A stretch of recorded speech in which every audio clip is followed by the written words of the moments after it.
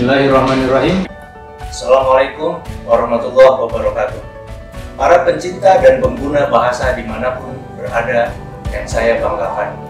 Hari ini kita memasuki bulan Oktober 2020. Sejak 1980, setiap Oktober kita merayakan diikrarkannya bahasa Indonesia sebagai bahasa persatuan yang dijunjung tinggi pada Sumpah Pemuda 28 Oktober 1928. Perayaan ini kita buat dalam bentuk bulan bahasa dan sastra. Karena pandemi COVID-19 yang melanda dunia, bulan bahasa dan sastra 2020 kita selenggarakan secara virtual. Kita akan berkegiatan secara daring dan tanpa tatap muka langsung untuk mendukung secara penuh kebijakan pemerintah di dalam mencegah penyebaran COVID-19. Ada beberapa tujuan dari penyelenggaraan bulan bahasa dan sastra ini. Pertama, untuk melestarikan semangat persatuan yang digagas oleh para pemuda dalam peristiwa Sumpah Pemuda yang heroik itu.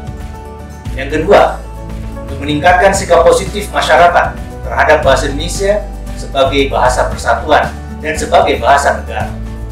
Yang ketiga, untuk meningkatkan peran serta masyarakat luas melalui berbagai aktivitas kebahasaan dan kesastraan. Tema Bulan Bahasa dan Sastra 2020 adalah Berbahasa untuk Indonesia Sehat. Tema ini berkaitan erat dengan pemahaman bahwa kemampuan yang baik dalam berbahasa dan bersastra akan membantu masyarakat untuk saling memahami.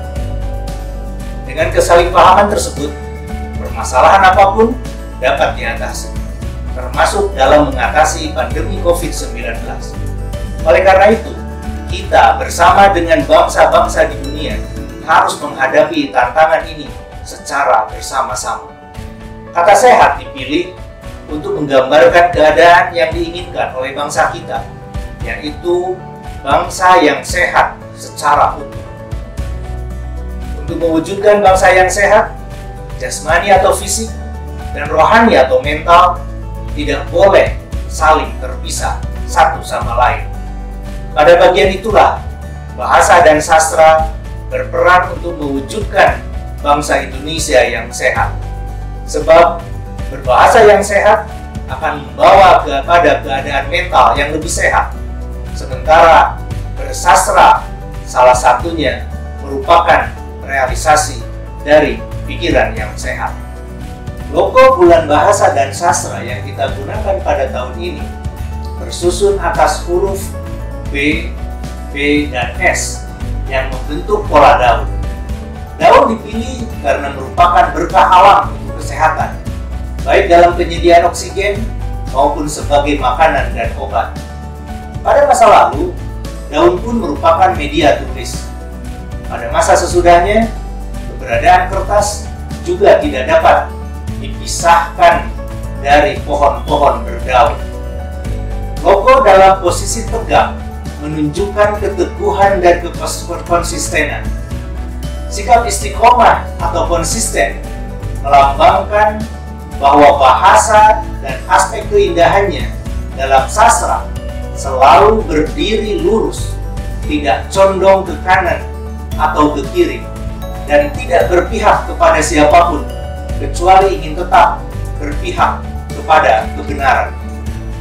Bagian melengkung pada sisi logo menunjukkan gerak dinamis bangsa Indonesia yang senantiasa bersemangat, berenergi, dan bertenaga untuk menuju Indonesia unggul dan mampu bersaing dengan bangsa lain.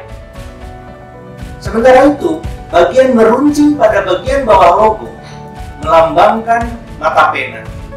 Logo ini menyeratkan bahwa Bulan Bahasa dan Sastra juga bertujuan untuk meningkatkan minat dalam membaca dan cakapan dalam menulis, sehingga menjadi bangsa yang literat. Warna hijau dengan gradasinya merujuk pada wahana kehidupan dan warna dan warni kehidupan. Sebagaimana hijau merupakan perpaduan harmonis antara biru dan kuning, dan sebagaimana kehidupan yang merupakan perpaduan harmonis manusia dan alam, maka bahasa merupakan perpaduan yang harmonis dari bentuk dan makna, dari penutur dan mitra tuturnya, dari pembaca dan penulisnya, dari pembicara dan pendengarnya, dari teks dan konteksnya, dari tuturan dan pesan, juga dari pertanyaan dan jawaban.